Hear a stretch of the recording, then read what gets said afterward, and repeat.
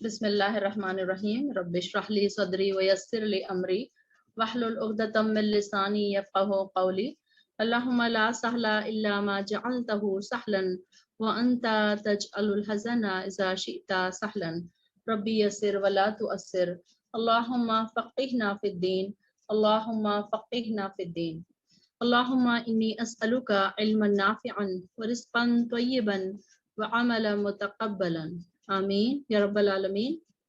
چلیے آج ہمارا سورہ ہے سورہ بینہ۔ اس کے بینہ کے معنی ہے واضح، مطلب کوئی واضح دلیل یا روشن دلیل۔ تو جب یہ سورہ سیدنا انس بن مالک رضی اللہ عنہ کہتے ہیں کہ رسول اللہ صلی اللہ علیہ وسلم نے ابی بن کعب جو تھے، یعنی کہ بہت اچھے قاری تھے، قرآن کو بہت ہی خوبصورت انداز میں پڑھنے والے تھے، ان سے فرمایا کہ اللہ تعالیٰ نے مجھے حکم دیا ہے کہ میں یہ تمہیں سورہ پڑھ کر سناؤں۔ اس کو سورہ بینہ بھی کہا جاتا ہے، اسے لم یکن بھی کہا جاتا ہے۔ تو انہوں نے کہا، آپ صلی اللہ علیہ وسلم نے ابی بن کعب کو کہا کہ اللہ تعالیٰ نے فرمایا کہ یہ سورہ میں تمہیں پڑھ کر سناؤں۔ تو ابی بن کعب کہنے لگے یا کیا اللہ نے میرا نام لے کر فرمایا؟ اب سوچئے کہ ان کی اہمیت دیکھیے، ظاہر ہے وہ اتنے اچھا قرآن پڑھنے والے قاری تھے، بہت ہی پیاری آواز میں، تو اللہ تعالیٰ کے پاس بھی ان کی کیا ویلیو تھی کہ اللہ تعالیٰ نے خود کہا نبی صلی اللہ علیہ وسلم کو کہ یہ سورہ جا کر ان کو سنائیے، ابی بن کعب کو سنائیے، تو ان کی خوشی کا کیا ٹھکانہ رہا ہوگا، آپ سوچئے۔ تو انہوں نے آپ صلی اللہ علیہ وسلم سے پوچھا، یا رسول اللہ کیا اللہ تعالیٰ نے میرا نام لے کر فرمایا ہے؟ تو آپ نے فرمایا ہاں۔ پھر ابی بن کعب نے کہا کیا اللہ تعالیٰ کے سامنے جو سارے جہانوں کا پروردگار ہے میرا ذکر آیا ہے؟ یعنی کہ کتنی بڑی بات ہے نا کہ اللہ تعالیٰ نے ان کا ذکر کیا۔ تو آپ نے فرمایا ہاں، مسکرا کر۔ تو یہ سن کر ابی بن کعب جو تھے ان کی آنکھوں سے خوشی کے آنسو بہنے لگے، اور پھر آپ صلی اللہ علیہ وسلم نے انہیں یہ سورت پڑھ کے سنائی۔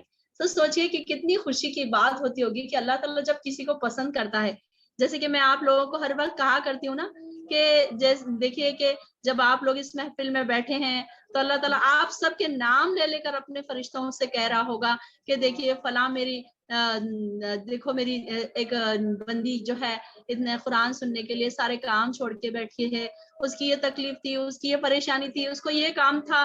دیکھو ہر ایک کا نام لیا جا رہا ہے آپ سب کا اللہ تعالیٰ کے پاس۔ تو یہ کتنی بڑی، کتنی خوش قسمتی کی بات ہے کہ اللہ تعالیٰ ہم سب کے بھی نام لے رہا ہوگا جب ہم اللہ کے لیے خاص طور سے بیٹھے ہیں۔ ہمارا اس میں کوئی انٹینشن نہیں ہے، آپ سب کا بھی کوئی انٹینشن نہیں ہے، نہ آپ کو کوئی یہاں بیٹھنے کی فیس دے رہا ہے، نہ آپ کو کوئی ٹرافی کی خواہش ہے، نہ آپ کو کوئی سرٹیفکیٹ کی خواہش ہے، بلکہ آپ کے دلوں میں بس یہ ہے کہ ہمیں قرآن سمجھ آ جائے، قرآن کی محبت آپ لوگوں کے دلوں میں پیدا ہو گئی۔ تو یہ ریزن کی وجہ سے اللہ تعالیٰ آپ سب کو پسند کرنے لگا ہوگا اور آسمانوں پہ اپنے فرشتوں کے سامنے نام لے رہا ہوگا۔ اسی طریقے سے ان صحابی کا بھی نام اللہ تعالیٰ نے جب لیا تو ان کی آنکھوں سے خوشی کے آنسو بہنے لگے۔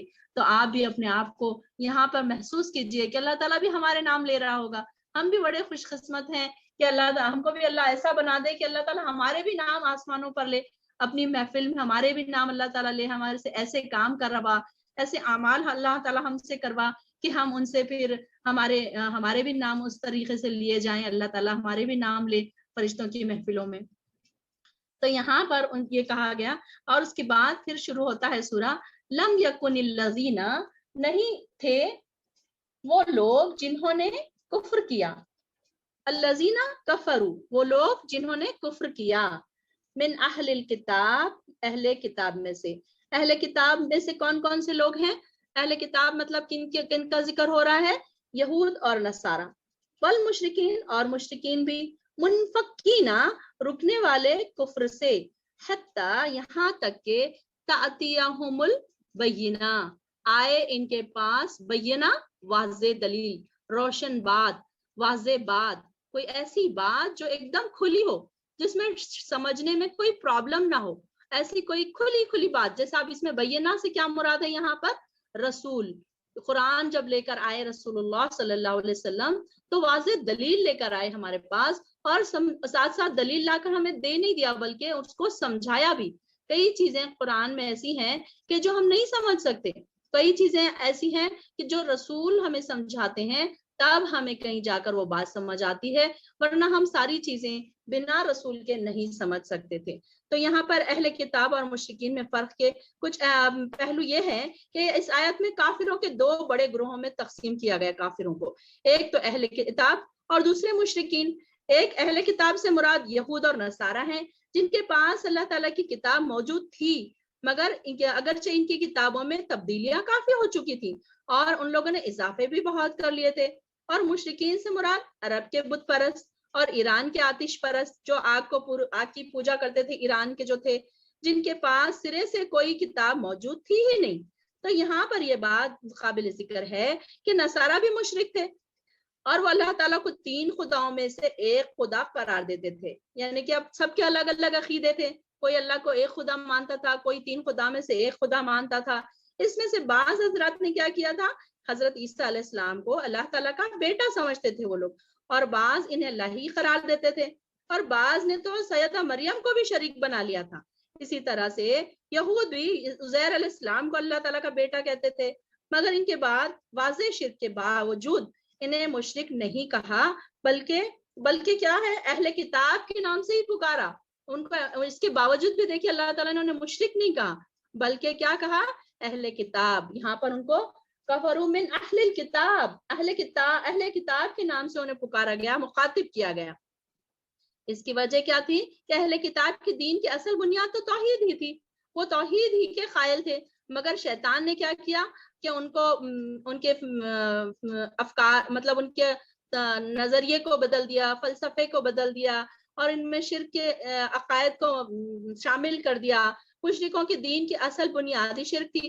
اب مشرک جو تھے پہلے سے ہی شرک کرنے والے تھے، ان کے پاس تو مطلب پہلے سے توحید تھی ہی نہیں، لیکن اہل کتاب جو تھے ان کے پاس پہلے توحید تھی، یعنی کہ وہ ایک اللہ کو مانتے تھے، بعد میں آہستہ آہستہ کر کے ان کے اندر پھر شرک داخل ہوتا گیا۔ تو توحید، اب یہ جو مشرک تھے تو انہیں کیا تھا کہ توحید سخت ناگوار گزرتی تھی ان کو، جیسے کہ کفار مکہ کے جو اسلام کے خلاف جو کوششیں کیا کرتے تھے، پھر اسلام نے کیا اہل کتاب اور مشرکین کے اس فرق کو بعض شرعی احکام میں پوری طرح سے بتایا گیا۔ مثلاً یہ کہ جو اہل کتاب تھے، اب ان کی کچھ چیزیں کیا ہے ہمارے لیے بھی جائز تھی۔ مثلاً کیسے، اہل کتاب کا جو ذبیحہ تھا وہ کھانا جائز ہے، مشرکوں کا ذبیحہ کھانا جائز نہیں ہے۔ اب جیسے کہ دیکھیے کہ اب مشرک ہے، کسی درگاہ کے نام پر اگر کوئی ذبح کیا جا رہا ہے تو وہ نہیں کھا سکتے، لیکن اہل کتاب ہے اگر وہ قربانی کر رہے ہیں، جیسے کہ یہود ہے، نصارہ ہے، یہ لوگ قربانی کر رہے ہیں یا کوئی ذبح ان کا کر رہے ہیں، تو یہ ان کا کھانا ہمارے لیے جائز ہے۔ اسی طرح کتابیہ عورت سے نکاح جائز، یعنی کہ جو یہ اہل کتاب کی جو عورتیں ہیں ان سے نکاح بھی جائز ہے، مگر مشرکہ عورت سے نکاح بھی جائز نہیں ہے۔ اب یہ کہ مشرکہ اہل کتاب جو عورتیں ہیں، ظاہر ہے وہ کہیں نہ کہیں توحید پرست تھی، اس لیے ان سے نکاح بھی جائز قرار دیا گیا تھا۔ تو اہل کتاب سے پھر کیا ہے، جزیہ لے کر ایک اسلامی ریاست کا فرد تسلیم کیا جا سکتا تھا، مطلب اہل کتاب کو ایک طریقے سے اسلام کا فرد ہی سمجھا جاتا تھا ان کو، مگر مشرکوں کے لیے ایک اسلامی ریاست میں ایسی کوئی گنجائش موجود نہیں تھی۔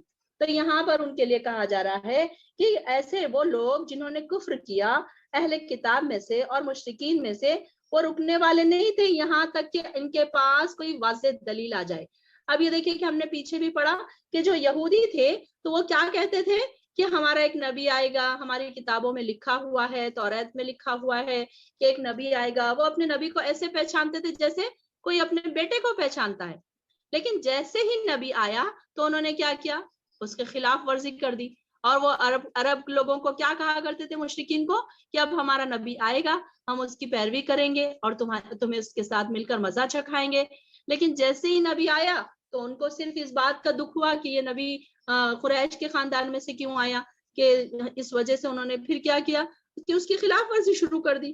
تو یہاں پر ان کے بارے میں کہا جا رہا ہے کہ ان کے پاس واضح دلیل آ گئی تھی، اس کے باوجود بھی انہوں نے کیا کیا، اس کا انکار کیا۔ اور پھر کیا ہے آگے، رسول من اللہ، اور ایک رسول بھی تھا اللہ کی طرف سے، یتلو، وہ پڑھتے تھے، صحفاً، صحیفے۔ صحیفے کس کو بولتے ہیں، جیسے قرآن جیسے ہمارے پاس ہے تو ویسے صحیفے جو پچھلے انبیاء گزرے ہیں ان کی جو کتابیں ہوتی تھی ان کو صحیفے کہا جاتا تھا۔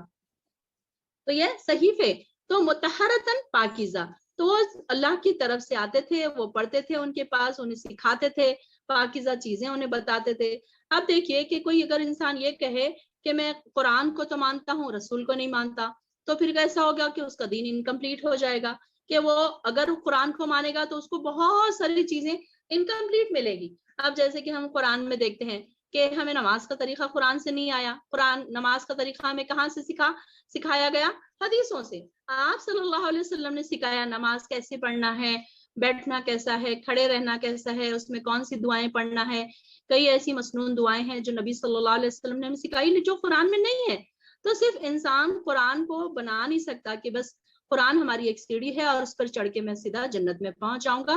تو یہ قرآن کو سمجھانے کے لیے اللہ تعالیٰ نے اپنے رسول بھیجے جو ہم پر اپنی آیتیں پڑھتے ہیں، اپنی احادیث پڑھتے ہیں، ہمیں طریقے بتاتے ہیں، عبادتوں کے طریقے بتاتے ہیں۔ اب یہ دیکھیے کہ حج کا طریقہ قرآن میں کہیں نہیں لکھا ہوا ہے، نماز کا طریقہ قرآن میں کہیں نہیں لکھا ہوا ہے۔ یہ ساری چیزیں ہمیں کس نے سکھائی؟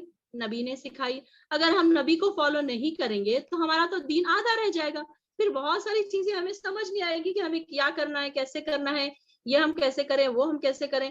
قرآن میں تو اللہ تعالیٰ نے بہت ساری چیزیں بتا دی، لیکن پھر اس کی جو ڈیٹیل جو ہے تفسیر جب وہ پڑھتے ہیں نبی ہمیں سمجھاتے ہیں تو پھر ہمیں سمجھ آتا ہے کہ اس کو ایسے کرنا ہے۔ نماز کا اگر ہم نماز کا دیکھیں، وضو کا دیکھیں، اور حج کا دیکھیں، قربانی کا دیکھیں، طرح طرح کی جو عبادتیں ہیں، روزوں کے احکامات ہیں جو ڈیٹیل ہے، ڈیپ ہے، تو یہ ساری چیزیں ہمیں کہاں سے معلوم پڑی؟ تو رسول سے ہمیں یہ ساری چیزیں معلوم پڑی۔ تو جب تک انسان کوئی بھی مومن بندہ کامل ایمان اس کا جب تک نہیں ہو سکتا جب تک وہ رسول کو بھی فالو نہ کرے اور اس کے ساتھ ساتھ قرآن کو بھی فالو نہ کرے۔ کوئی انسان یہ کہے کہ میں رسول کو تو فالو کرتا ہوں، قرآن کو نہیں فالو کرنے کی ضرورت، کوئی کہے کہ نہیں میں قرآن کو خود ہی سمجھ جاؤں گا، میں خود ہی سارا کچھ سمجھ کے میں خود ہی اپنے طریقے سے عبادت کر لوں گا، وہ بھی صحیح نہیں ہوگا، پھر بھی اس کا دین انکمپلیٹ رہے گا، اس کا ایمان کمپلیٹ نہیں ہوگا۔ تو یہاں پر یہ بتایا جا رہا ہے کہ جو بینہ ہے کیا ہے، واضح دلیل کیا ہے؟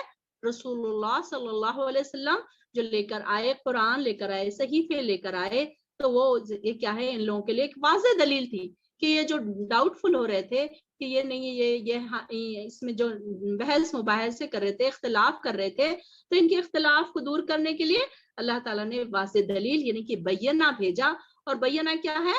رسول ہے۔ فیہا کتب قیمہ، ان صحیفوں میں کیا ہے؟ کتب، احکام ہے، قیمہ درست سیدھے، قیمہ قائم سے ہے، قدم سے، جیسے ہم قائم کھڑے ہوتے ہیں نا، اسٹریٹ کھڑے ہوتے ہیں، تو وہاں پر یہ اس میں جو صحیفوں میں جو احکامات ہیں ایک دم درست ہیں، ایک دم سیدھے ہیں۔ مطلب ایسا نہیں ہے کہ کسی کو سمجھ نہیں آ رہا، کسی کو نہیں سمجھ آ رہا، کسی کو سمجھ آ رہا ہے، ایسا نہیں ہے، بلکہ اس میں جو احکامات اللہ تعالیٰ نے پیش کیے ہیں وہ سارے کے سارے کیسے ہیں؟ ایک دم اسٹریٹ، ایک دم سیدھے، آسان، کہ ہر عام و خاص انسان سمجھ جائے۔ اب یہ دیکھیے کہ کتنا بھی رہنے تو ہر انسان، عام انسان بھی اس کو سمجھ سکتا ہے۔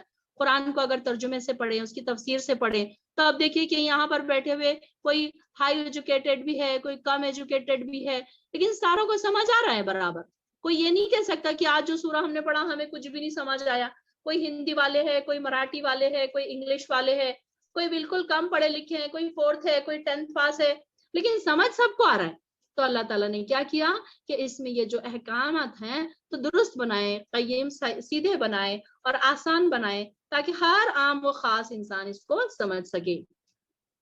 وما تفرق الذین، اور نہیں مختلف ہوئے، تفرقہ مطلب مختلف ہو جانا، الگ الگ ہو جانا، الگ الگ گروپس بن جانا، متفرق ہو جانا، ایک دوسرے کے اپوزٹ ہو جانا، تو ایسے کوئی مختلف ہوئے، الذین وہ لوگ، اوتوا الکتاب جو دیے گئے تھے کتاب، الا من بعد ما جاءتهم البینہ، مگر بعد اس کے کہ آئی ان کے پاس واضح دلیل۔ اب یعنی کہ ان کے پاس واضح دلیل آ گئی تھی، اس کے باوجود بھی کیا کیا انہوں نے؟ اپنے آپ کو گروپس بنا لیے، کسی نے اپنا الگ گروپ بنا لیا، کسی نے الگ اپنا گروپ بنا لیا، کوئی کہنے لگے کہ نہیں ہم تو ایسے اس کو عبادت کریں گے، کوئی کہتے ہیں کہ نہیں ہم ایسی قربانی کریں گے، کوئی کہتے ہیں کہ نہیں ہم ایسی نماز پڑھیں گے۔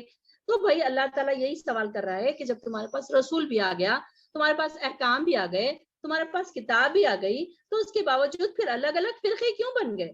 یعنی کہ اہل کتاب بھی، مشرکین بھی، اور الگ الگ ان لوگوں نے اپنے اپنے سب عقائد الگ الگ بنا لیے، اس طریقے سے انہوں نے اپنا دین چھوڑ کے کوئی اور دین تیار کر لیا، اس میں انہوں نے اپنے عبادتوں کے طریقے الگ الگ کر لیے. تو یہ ساری چیزیں ان لوگوں نے کیا کیا، کس کے بعد کیا انہوں نے؟ واضح دلیل آ جانے کے بعد. یعنی کہ آپ تو ان کو ظاہر ہے ان کی تو پوچھ تاچھ ضرور ہوگی.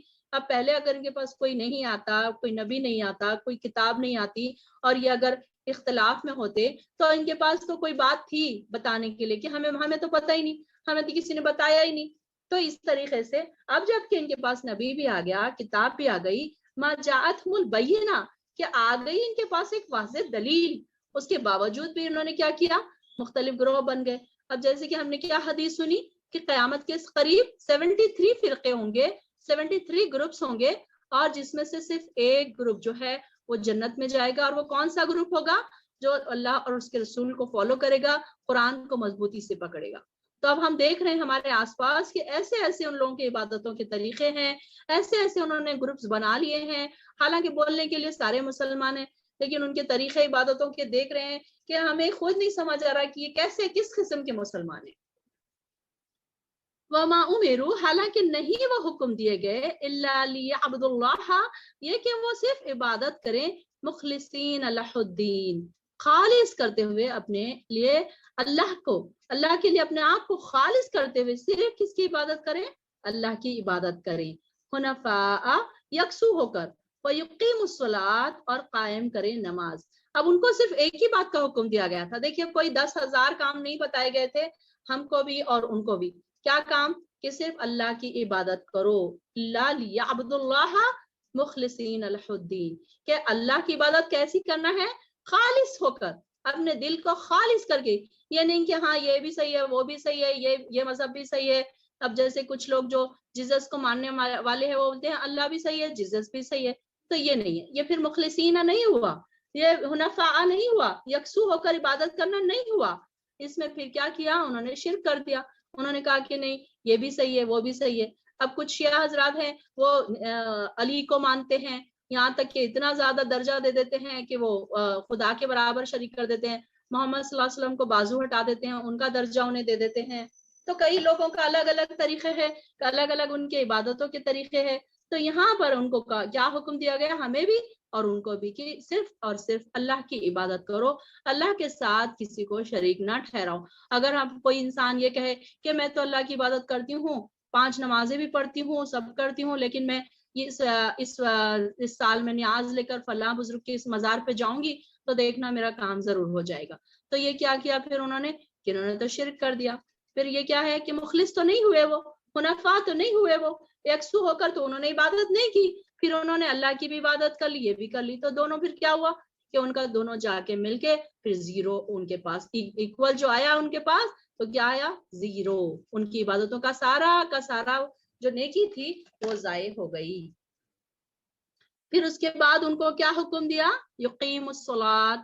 سب سے پہلے کس چیز کی پوچھ ہوگی؟ سب سے پہلے جب ہم مریں گے، قیامت کے دن کھڑے ہوں گے، تو سب سے پہلے اللہ تعالیٰ نماز کے بارے میں سوال کریں گے کہ نماز، اگر انسان کی نماز صحیح ہوئی تو پھر آگے کا حساب کتاب ہوگا. پھر اس کے بعد اگر نماز ہی صحیح نہیں ہوئی تو انسان وہیں سے دوزخ میں ڈھکیل دیا جائے گا. تو یہاں پر یہ ہمیں ایک بات یہاں سے یہ پتہ چلتی ہے، ویسے احادیث سے بھی ہمیں یہ بات پتہ چلی ہے کہ سب سے پہلے نماز کے بارے میں ہی پوچھا جائے گا سب سے پہلے. تو اب یہاں انسان کو نماز پڑھنے کا حکم دیا. نماز بھی کوئی ایسی بڑی نہیں ہے کہ چلو آدھا گھنٹہ لگ رہا ہے، 1 گھنٹہ لگ رہا ہے. اس کے باوجود بھی لوگ کیا کرتے ہیں؟ نماز قضا کر رہے ہیں چھوٹے چھوٹے ریزنز پر. تو یہاں پہ اس بات کی اہمیت ہمیں دکھائی جا رہی ہے کہ سب سے پہلے جو سوال ہوگا وہ کس کا ہوگا؟ نماز کا. تو ان سے کہا جا رہا ہے، ایمان والوں سے کہا جا رہا ہے یقیم الصلاۃ، کہ تم نماز قائم کرو. پھر اس کے بعد یؤتوا الزکات، اور زکات ادا کرو. ذالک دین القیمہ، اور یہی ہے دین سیدھا. یعنی کہ سیدھے دین کے لیے ہم کو کیا کرنا ہے؟ سب سے پہلے نماز پڑھنا ہے اور اس کے بعد زکات دینا ہے. یعنی کہ سب سے پہلے کون سے کام کا حکم دیا گیا؟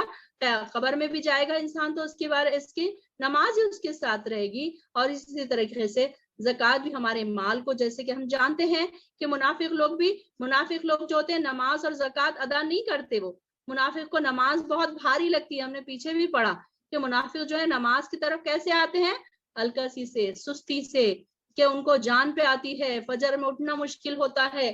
جب بھی ہمیں فجر میں اٹھنا مشکل ہو یا عشاء میں تھکان کی وجہ سے نماز پڑھنا جان پہ آئے یا پھر الکسی ہو تو ہم فوراً دل میں خیال آئے کہ کہیں میں منافق نہ ہو جاؤں کہ فوراً میں جلدی اٹھ کے نماز پڑھوں، کیونکہ منافقوں کے لیے یہ دو نمازیں بہت بھاری ہوتی ہیں.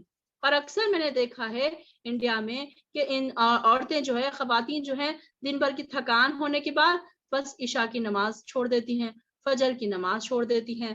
تو اس لیے سب سے زیادہ اہم ہمارے لیے کیا ہے کہ ہم جب نماز کا ٹائم آئے اور تھوڑی سی بھی الکسی ہمیں آئے تو ہم نے فوراً دماغ میں یہ بات لانا ہے کہ کہیں میں منافقوں کی لسٹ میں نہ لکھ دی جاؤں. تو پھر اور دوسرے ہم نے کیا پڑھا تھا، منافقوں کی نماز کیسی ہوتی ہے؟ دکھلاوے کی ہوتی ہے. ایک تو ان کی طبیعت پر بوجھ سمجھ کر وہ پڑھتے ہیں، دوسرے جب پڑھتے ہیں تو اب جب پڑھتے بھی ہیں تو ایسی جگہوں پر پڑھتے ہیں جہاں سارے لوگ پڑھ رہے ہیں تو پھر اب پڑھ لیا، پھر نہیں تو کبھی چھوڑ دیا، کبھی پڑھ لیا، سب پڑھ رہے ہیں تو پڑھ لیا، کبھی نہیں پڑھا تو نہیں پڑھا. تو ان کے لیے کوئی اہمیت نہیں ہوتی. تو ہم یا ہمیشہ اپنی جب بھی ہم کوئی آیت پڑھتے رہیں، جب بھی ہم کوئی آیت سنتے رہیں تو اپنے آپ کی ضرور چیک لسٹ لگایا کریں بازو کہ میں کہیں ایسا تو نہیں کرتی، کہیں میں تو نماز نہیں چھوڑتی کسی وجہ سے، کوئی چھوٹے ریزنز کی وجہ سے میری نماز تو نہیں چھوٹتی. تو یہ ساری چیزیں ہم کو بہت زیادہ کیلکولیٹ کرنے کی ضرورت ہے ہر روز. یہ نہیں کہ ہم نے 8 دن میں 1 مہینے میں کیلکولیٹ کیا کہ ہاں چلو میں نے پڑھ لیا. نہیں، ہر روز ہر دن ہم کو اپنا کیلکولیشن کرنا چاہیے کہ میں کیا چھوڑ رہی ہوں، کیا مجھ سے کون سی نیکی میری سے چھوٹ رہی ہے، تو کیسے میرا ہوگا پھر. تو یہ ساری چیزیں ہم کو کاؤنٹ کرنا چاہیے، حساب لگانا چاہیے تاکہ ہم اپنا حساب خود ہی رکھ لیں یہاں پر. تو اس کو کم زیادہ کمی بیشی ہوگی تو ہم اس میں پھر ایڈ کر سکتے ہیں کچھ. جیسے کہ میں نے اگزامپل دیا تھا کہ کھانا اگر صحیح نہیں بنا ہے مہمان کے آنے سے پہلے تو ہم اس کو چک کر اس میں ہم ڈال سکتے ہیں نمک میں جو بھی کم ہے. اسی طریقے سے ہماری اگر عبادتیں کچھ کم ہیں تو ابھی ہمارے پاس ٹائم ہے، ہماری زندگی باقی ہے، ابھی ہماری صحت مند تندرستی ہمارے ہاتھ میں ہے، ہم اپنی تھوڑی عبادتیں زیادہ کر کے اس کو بیلنس کر سکتے ہیں. اتنا وقت، اتنا موقع ہمارے پاس ہے ابھی. تو یہاں پر کیا کہا جا رہا ہے؟ اپنے آپ کو مخلص کرتے ہوئے، اللہ تعالیٰ کے لیے خاص کرتے ہوئے اپنی نمازوں پر فوکس کریے، اپنی نمازوں کو خالص کریے اور چیک کریے کہ کیا میری نماز آج کی، میں جب بھی نماز پڑھنے کے بعد خیال کیجئے کیا میں نے مخلص ہو کر نماز پڑھی، کیا میری نماز صرف اللہ کے لیے تھی، کیا یہ میری نماز قبول ہوئی. یہ ساری چیزیں ہم کو ہر روز چیک کرنا پڑے گا، تب کہیں جا کر ہمیں ایک عادت بن جائے گی. پھر جب ہمیں عادت بن جائے گی تو اس میں کیا ہوگا کہ ہمیں صرف ایسی عادت ہوگی کہ ہم ہر وقت اچھی نماز پڑھیں گے، ہماری عبادتیں مخلص ہوں گی، اخلاص ہوگا ہماری عبادتوں میں. پھر آگے آ رہا ہے ان الذین کفروا، بے شک وہ لوگ جنہوں نے کفر کیا، من اہل الکتاب، اہل کتاب میں سے، والمشرکین اور مشرکین بھی، فی نار جہنم، تو وہ کیسے ہوں گے؟ وہ لوگ سارے کے سارے جہنم میں ہوں گے، خالدین فیہا، اور وہ اس میں ہمیشہ ہمیشہ رہیں گے. اولئک ہم، اور یہی لوگ ہیں شر البریہ، کہ بدترین خلائق ہے. یہ بدترین مخلوق، اللہ کی بدترین مخلوق کون سی ہے؟ جو دوزخ میں جانے والی ہے. کہ یعنی کہ یہ لوگ کیسے ہیں؟ کفر کے کتنے درجے ہیں؟ کفر کے 100 درجے ہیں، اور ہر درجہ ایک دوسرے سے کم و بیش ہوتا ہے. مثلا اللہ تعالیٰ کی ذات کا سرے سے انکار کر دینا بھی کفر ہے، نماز کو چھوڑ دینا بھی کفر ہے. اب ظاہر ہے یہ دونوں قسم کے کفر ایک جیسے تو نہیں ہو سکتے، کوئی کفر کم لیول کا ہے، کوئی کفر ہائی لیول کا ہے. تو اسی طریقے سے ایمان لانا، ہر چیز پر ایمان لانا بھی اور اس پر ایمان نہ لانا بھی کفر ہے. تو یعنی کہ ہر انسان کا کفر کا درجہ کسی کا کم بھی ہو سکتا ہے، کسی کا زیادہ بھی ہو سکتا ہے. یعنی کہ یہ نہیں کہا جا سکتا ہے کہ سارے کے سارے ایک ہی درجے کے ہیں، بلکہ ہمیں یہ حدیث سے پتہ چلتا ہے کہ کفر کے 100 درجے ہیں. تو ہم اب یہ دیکھیں کہ کون سی چیزوں میں ہمارا کون سا درجہ ہے، کہ ہم کتنا زیادہ اس میں، ہم دین میں کتنے کم ہیں، کتنے کم تر ہے یا کتنے زیادہ ہیں. یہ ساری چیزیں ہمیں دیکھنے کی ضرورت ہے. پھر بریہ کا معنی کیا ہے؟ بریہ سے معنی یعنی کہ کسی چیز کو پہلے سے وجود میں لانا، لہٰذا ہر وہ چیز جو وجود رکھتی ہے بریہ میں شامل ہے. یعنی کہ پوری مخلوق، یہاں پر بریہ کا مطلب کیا ہے؟ مخلوق جو اللہ تعالیٰ نے پہلے سے پیدا کر دی، ساری کائنات، زمین، آسمان، سیارے، سب اس میں شامل ہیں. ان 2 آیات میں بتایا گیا ہے کہ کافر جو ہے تمام مخلوق سے بدتر مخلوق ہے.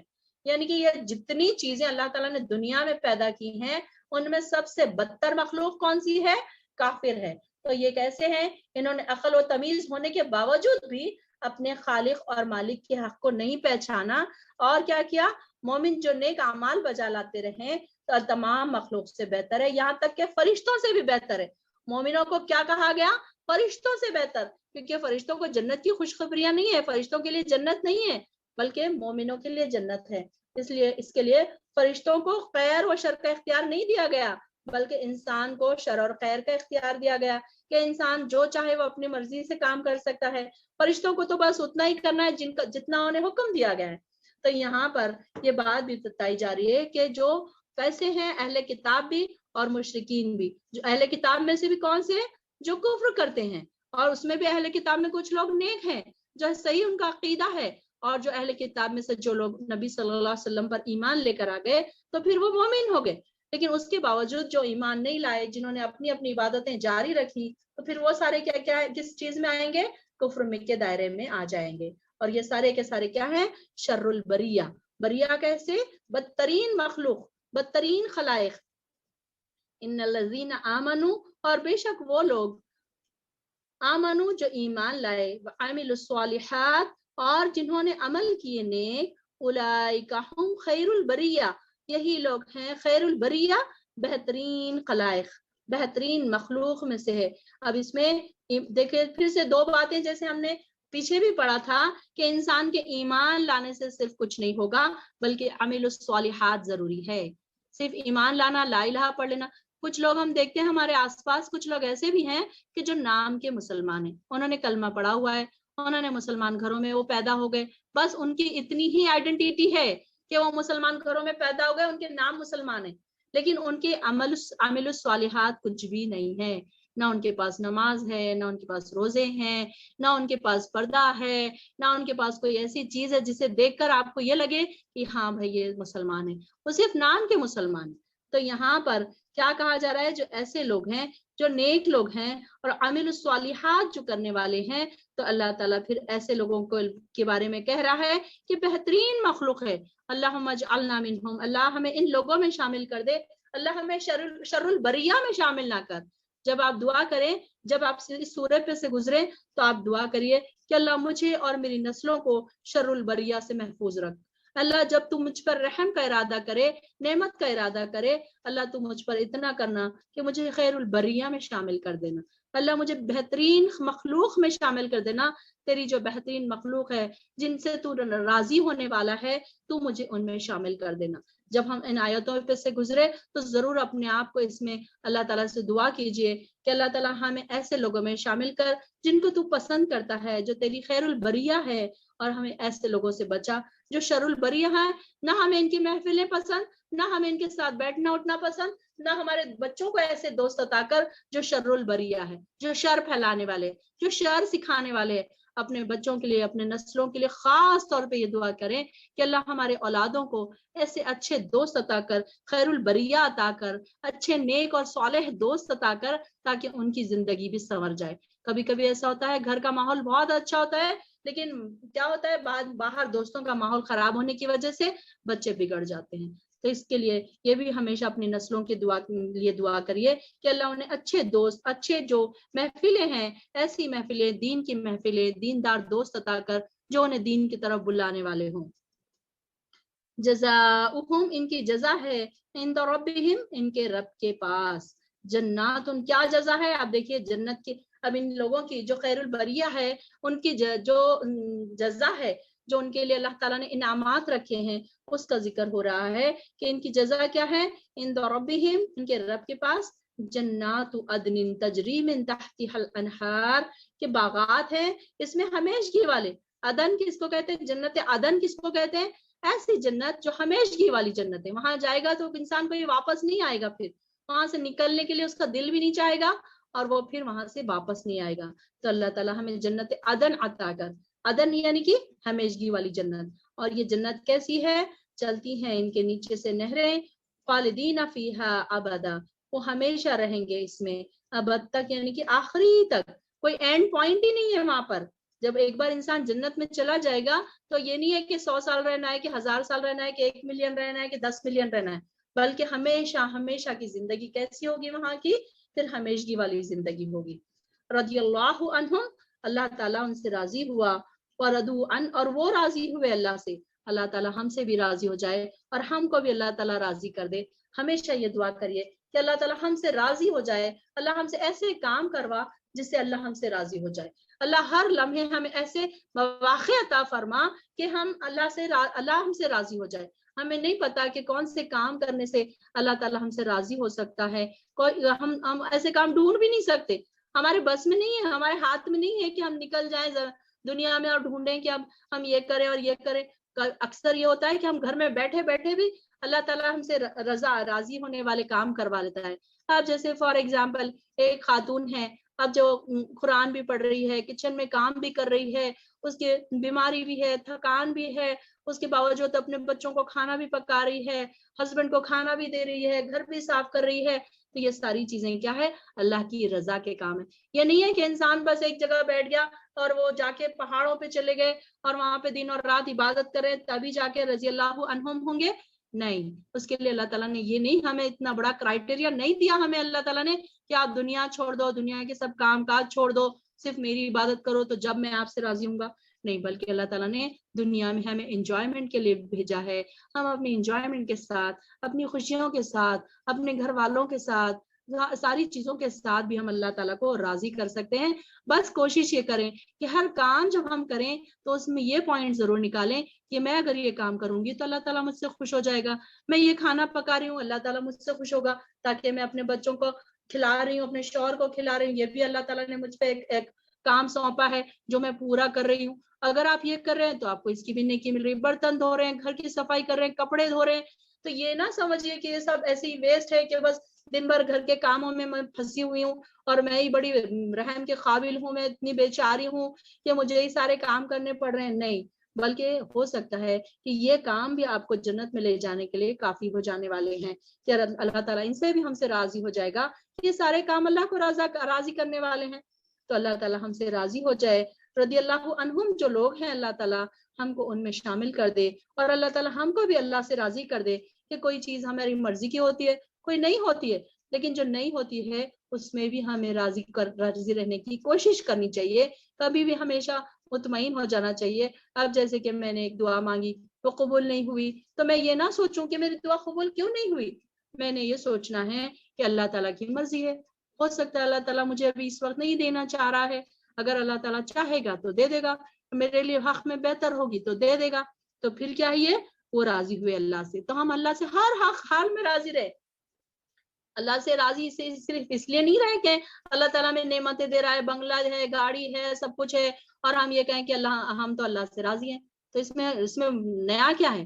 راضی تو وہ انسان ہوگا جو بیماریوں میں، آزمائشوں میں مبتلا ہے، تکلیفوں سے گزر رہا ہے، اس کے باوجود بھی اللہ کے ہر فیصلے سے راضی ہے۔ اللہ تعالیٰ تیرے ہر فیصلے سے ہم راضی ہیں۔ اللہ تعالیٰ کو یہ کہیں کہ اللہ یہ بیماری تو نے دیا، میں اس سے بھی راضی ہوں، تو ٹھیک کرے گا، تو نے دیا ہے تو ٹھیک کرے گا، ضرور اس میں تیرا بہترین کوئی فیصلہ ہوگا ہمارے لیے، تو نے جو کیا، کوئی اور مصیبت آئی، کوئی اور پریشانی آئی، اپنے آپ کے اوپر یہ ضرور سوچے گا کہ اللہ تعالیٰ بس میں اللہ سے راضی ہوں، جو اللہ تعالیٰ میرے حق میں فیصلہ کرے میں اس کے لیے بس ضرورت مند ہوں کہ اللہ تو ہمارے لیے بہتر فیصلہ کر دے، کہ یہ ہے اللہ سے راضی ہونا۔ یہ نہیں ہے کہ اچھی چیزیں مل رہی ہیں تو راضی ہو رہے ہیں، جیسے ہماری ایک دعا قبول نہیں کری تو پھر شکوے شکایت شروع کریں کہ اللہ تعالیٰ تو میری دعا قبول ہی نہیں کرتا، اللہ تعالیٰ تو میری بات کبھی سنتا ہی نہیں ہے، تو یہ نہیں کرنا ہے۔ یہ کریں گے تو پھر ہم رضو عنہم نہیں بنیں گے، وہ راضی، اللہ تعالیٰ سے راضی کیسے ہوں گے ہم اگر ہم شکوے شکایت شروع کر دیں گے۔ ذالک لمن خشی ربہ، یہ اس شخص کے لیے ہے جو ڈر گیا اپنے رب سے۔ اب یہ سب سے زیادہ ضروری بات یہ ہے کہ انسان جب اللہ سے ڈرتا ہے تو اس کی عبادتیں صحیح ہوتی ہیں، اس کی نمازیں صحیح ہوتی ہیں، اس کی خشوع و خضوع بڑھ جاتا ہے۔ خشیہ بھی خشوع سے ہے کہ انسان کی عبادتوں میں خشوع اور خضوع کب آتا ہے؟ جب اپنے رب سے ڈرتا ہے۔ اب کوئی چیز جب انسان سے ہو جاتی ہے تو وہ دل ہی دل میں ڈرتا ہے کہ اب میں اللہ کے سامنے جاؤں گا تو کیا جواب دوں گا، ان کے بارے میں، اپنے اولاد کے بارے میں کیا جواب دوں گا، اپنے گھر والوں کے بارے میں مجھ سے سوال کیا جائے گا۔